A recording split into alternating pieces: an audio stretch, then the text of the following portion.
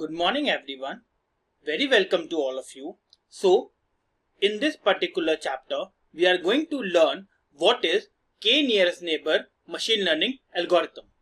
So a k nearest neighbor machine learning algorithm is that kind of algorithm wherein we basically take the characteristics from our neighbors and then we basically predict the outcome of the newer element. So in this particular k nearest neighbor algorithm, we have to understand this particular machine learning algorithm in a very simple manner.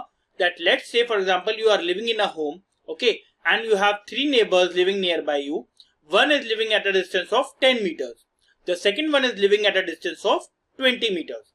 And the third one is living at a distance of 30 meters.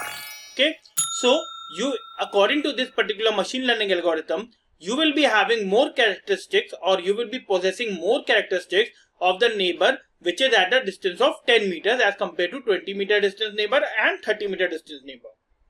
So this is what basically k nearest neighbor algorithm says, that we have to train our model according to the previous data with respect to the nearest neighbors, okay, and according to that particular training, whatever outcome is there according to the previous data, we have to implement same type of characteristics, or we have to predict same type of outcome for the newer element which is coming after the completion of the training data set. Okay, so this k nearest neighbor is basically consisting of a very important step, that is assumption of k values.